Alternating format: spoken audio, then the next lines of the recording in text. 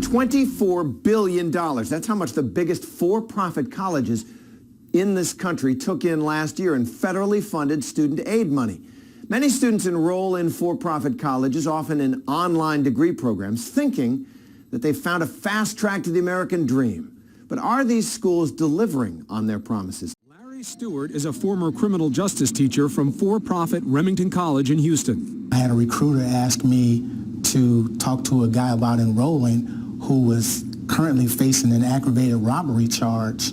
Larry, who asked us not to reveal his face as he's still teaching, said he was shocked to find several felons sitting in his criminal justice class. My very first class, I had a husband and wife who he had done 13 years in the Texas Department of Corrections for a home invasion robbery, and his wife had done 3 years for trafficking drugs across state lines. Larry said the felons told him that they'd been told by recruiters that they could work in law enforcement, and generally, that isn't true. I said, and you want to do what? They said, well, we want to go into criminal justice. And I said, you can never get a job in criminal justice. And they said, well, the recruiter said that we can. Last year, 88% of our graduates were actually working in their field within 6 months of graduation. Okay, but I mean, 88% in 2009. I guess depending on where you come from, but with the economy and everything, most people look at that as a pretty good rate. But that 88% number is grossly misleading. Based on the documents they provided us, many of the graduates the recruiter is talking about were already in the jobs DeVry is taking credit for. Critics say the reason these for-profit schools are keen to enroll students is big money. What if an education could adapt for the time we live in?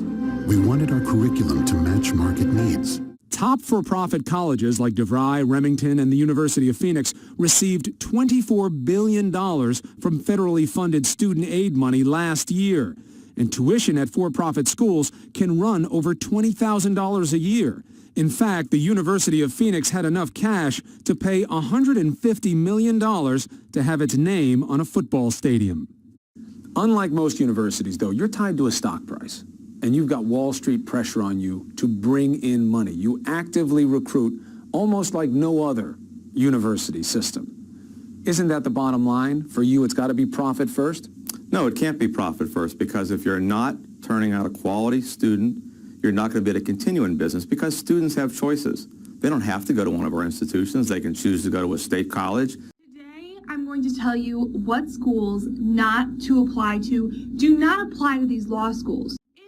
Decide to ignore my advice and apply to the schools that I mentioned in this video, which you should not do, please be careful. You are in dangerous waters. But let's get into what is a predatory law school. Now, it's difficult to find a clear-cut definition of what a predatory law school is, but I will say, if you watch this video, you will know one when you see one. We're not going to fall for their tactics anymore. It is often a combination of multiple factors.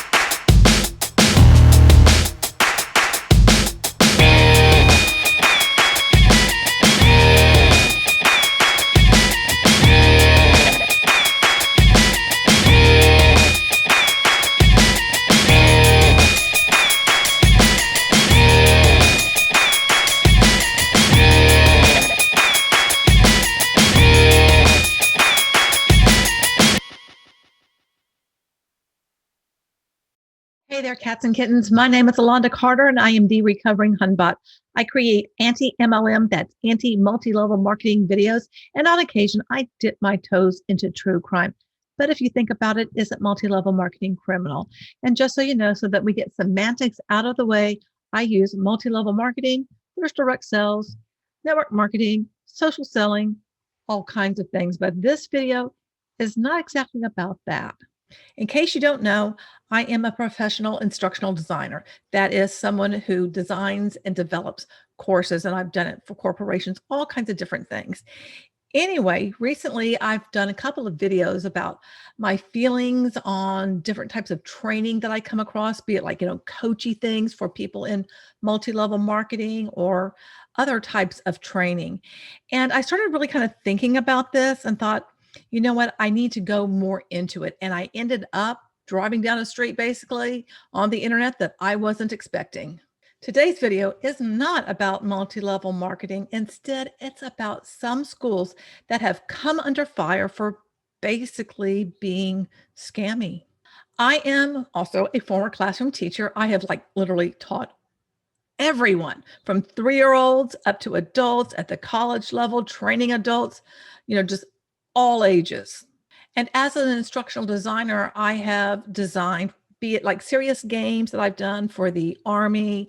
I've done a lot of e-learning, face-to-face, some blended. Blended usually consists of, an online course, but there's some face-to-face stuff. I've now helped people transfer what was face-to-face to now be kind of like a webinar through Zoom, just all kinds of different ways to instruct. And like I said, recently, I've done a couple of videos. One, I did a collab with Lindsay, and she's also an instructional designer, and another YouTuber who I just love, and hopefully I'll remember to link her channel and everything, is Savvy Writes Books. And she had me on talking to her and her audience about my thoughts and opinions about some different training. Typically, in those coachy kind of courses, drives me nuts, because what they're really doing is they're marketing.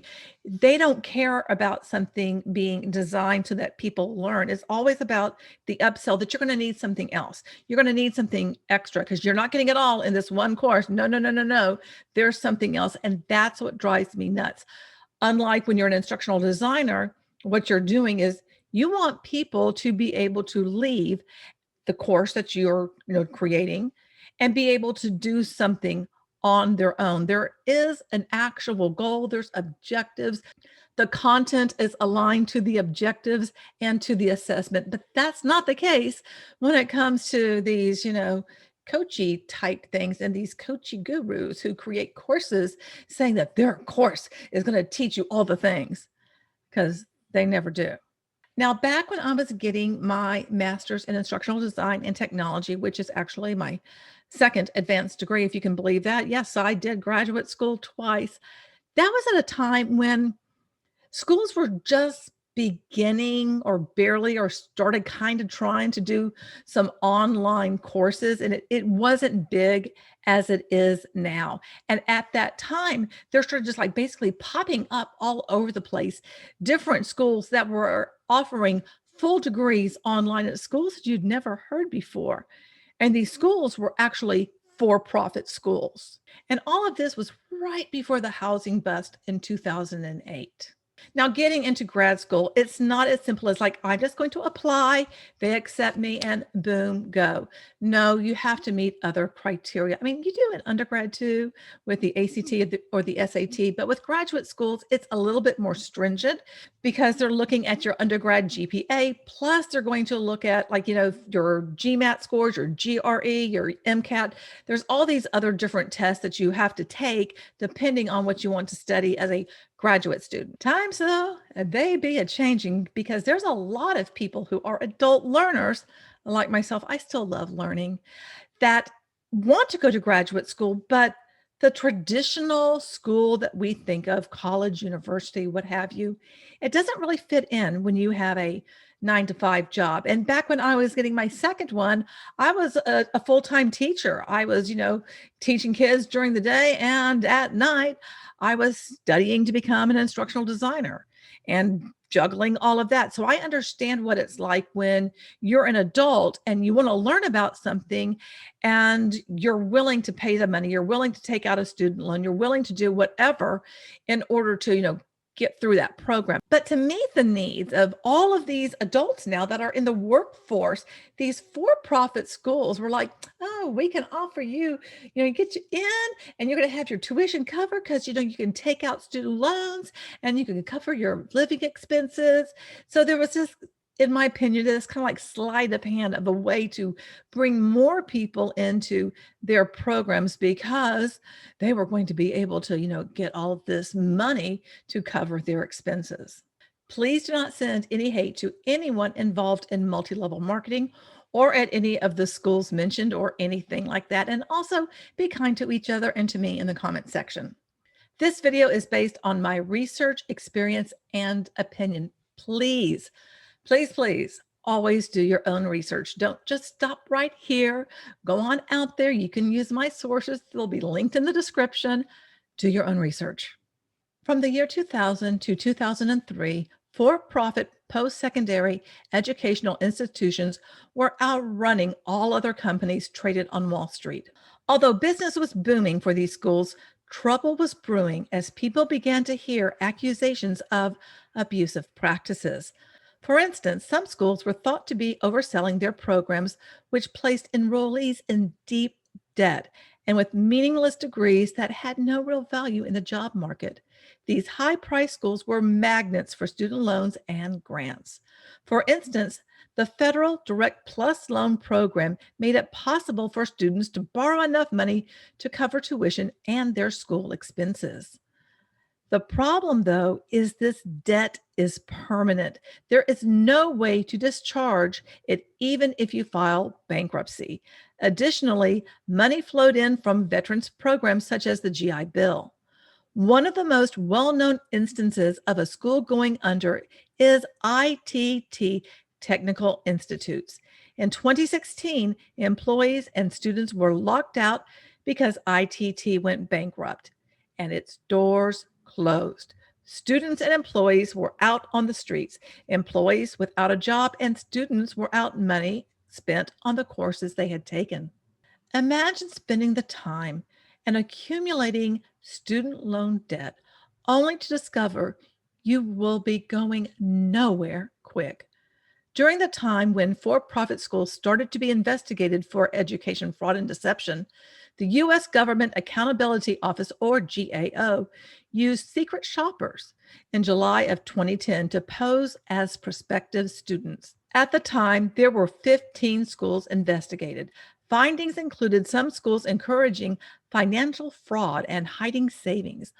All used deceptive marketing, which hid the true cost of attending and overstated the benefits, such as Beauty College told an applicant that barbers earned $150,000 to $250,000, making the cost of the degree a good investment. Yet, the Bureau of Labor Statistics reports available online revealed that 90% of barbers make less than $43,000 annually. People are willing to take advantage of others, be it those who are on the sidelines of MLM, like these coachy things, trying to sneak into your pocketbooks, or some institution of higher learning attempting to convince you that you will have a great opportunity if you just come to their school and take on massive debt. There lies another scam, and it has to do with law schools. I know, shocking, right? Roughly 101,000 people applied to ABA accredited law schools in 2004. Out of the applicants accepted, about half were admitted, and they had access to federal educational loans, but there was money left on the table. And that is what became so appealing for-profit schools. Florida Coastal School of Law opened its doors in 1996. The school describes its mission as establishing the benchmark of inclusive excellence by providing access to underserved populations. Infinity Law, a corporation created by Sterling Partners, a private equity firm based out of Chicago, bought Florida Coastal in 2004.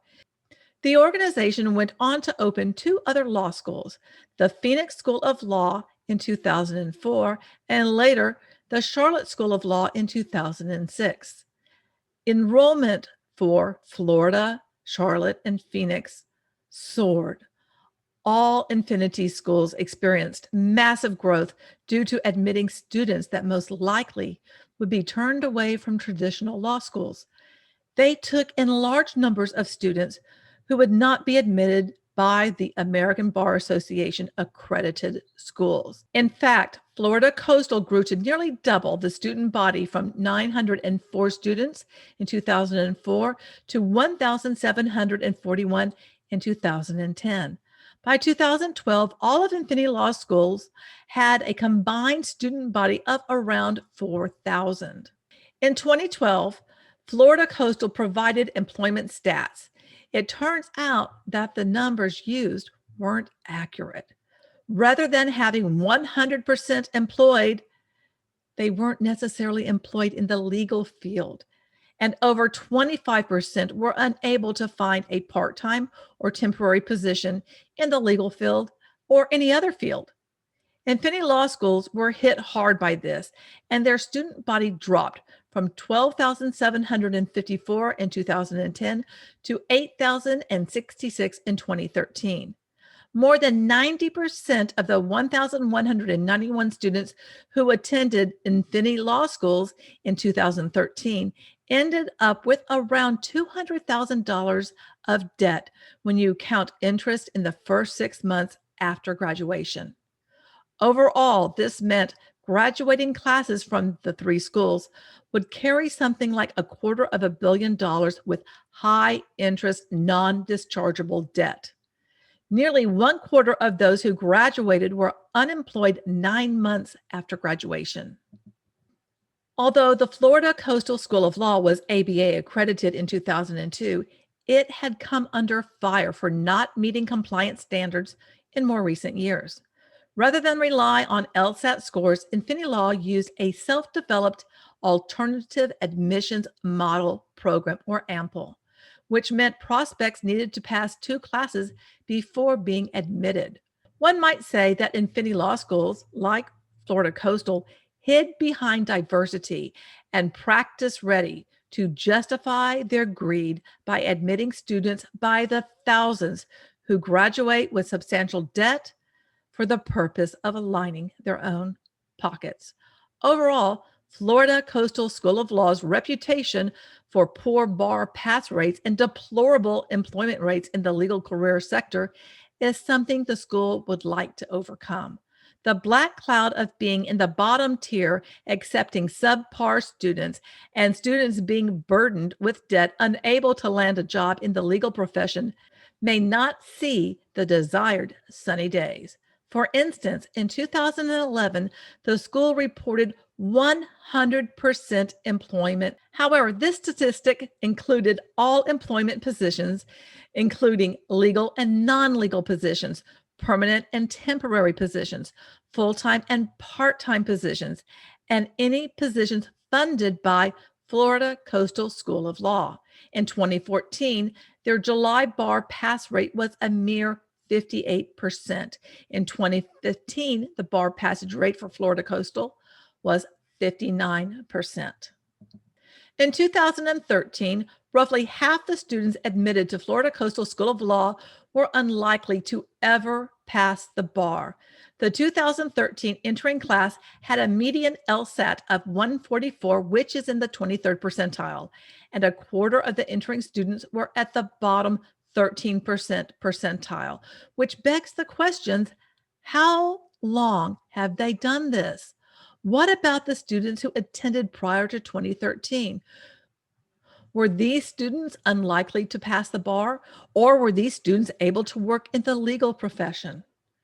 Did those students take on unsurmountable debt that could impact their financial well-being for many years to come? Going to a school that is not in the top 20 isn't a bad thing to do. However, those who graduate from lower tier schools on the top 100 list are not bringing in the bacon, so to speak. In 2014, The Atlantic published an article about the Florida Coastal School of Law. a for-profit school. Allegedly, the school operated under some shady financial incentives. Some schools accredited by the ABA were known to admit underqualified students, and these students would take on loans to pay for their graduate studies. Many, though, would not be able to repay the loans, and eventually the taxpayers would be stuck with the tab. This means they are making less money and are then burdened with substantial debt of a little bit over $200,000 when taking out student loans, some say. Wikipedia states that the average debt for graduates in 2016 was $158,878. 70% of these graduates took on debt.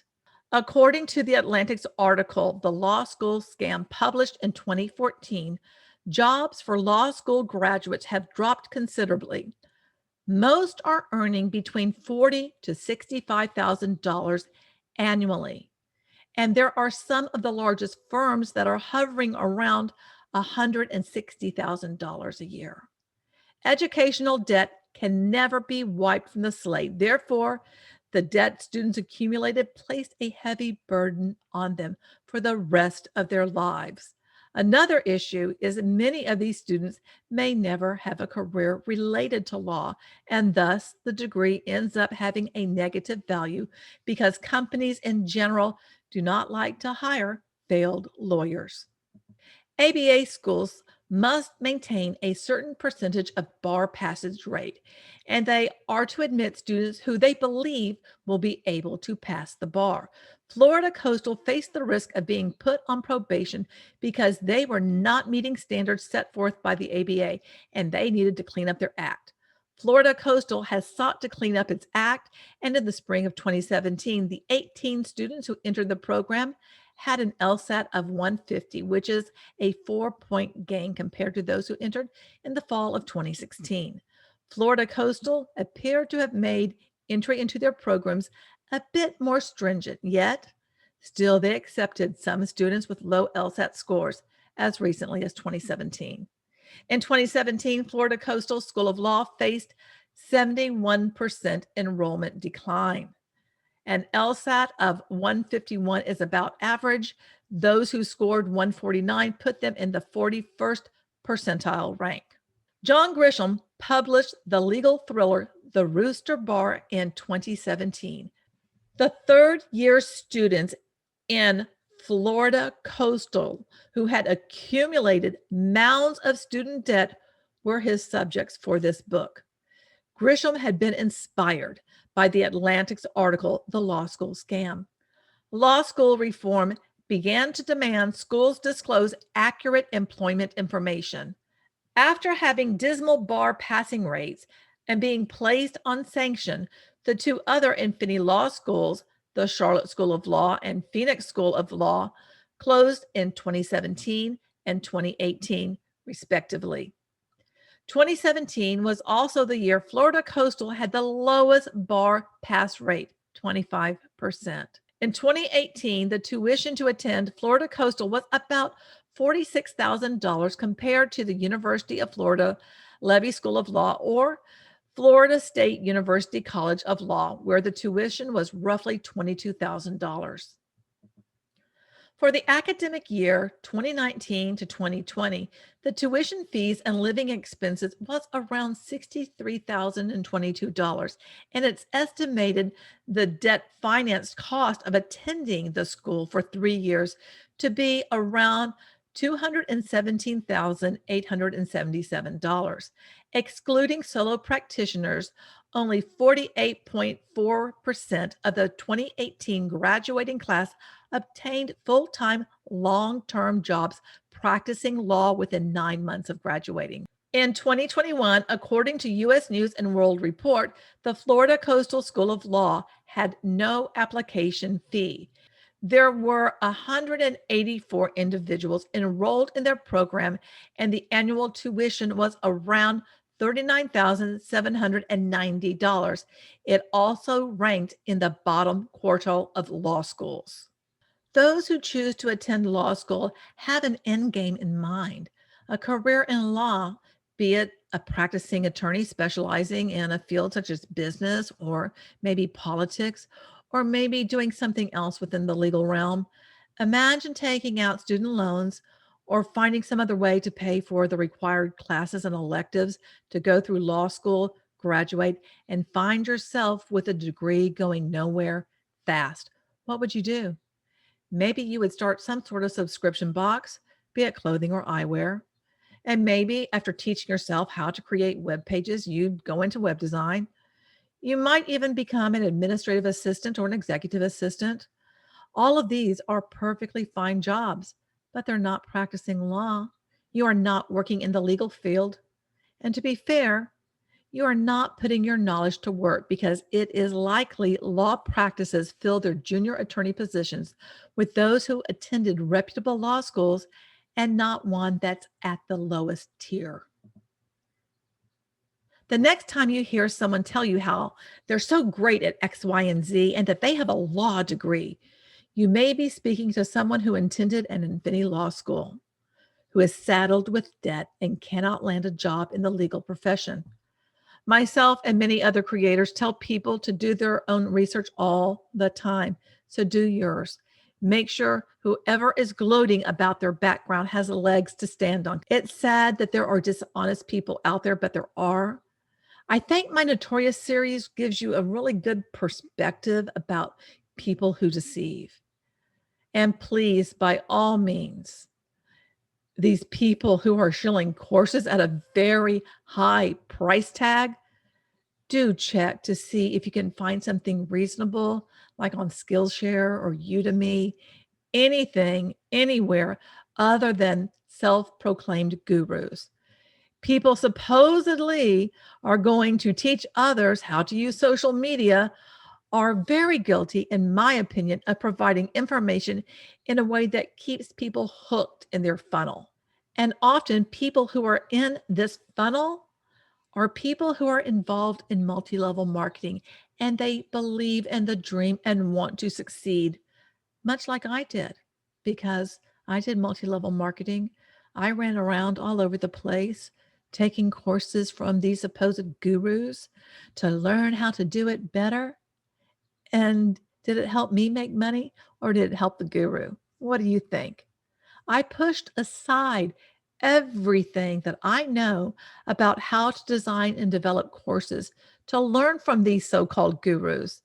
And all it did was line their pockets. I encourage you to learn. Learning is great, but get informed on what is behind that magic curtain, the person who sold you their course. What are your thoughts and opinions about guru courses? And what are your thoughts and opinions about schools such as Florida Coastal? How would you feel if you realized your degree is just a piece of paper that is meaningless to anyone who could hire you in your field of study? Let me know what you think below. And remember, you're beautiful and I love you.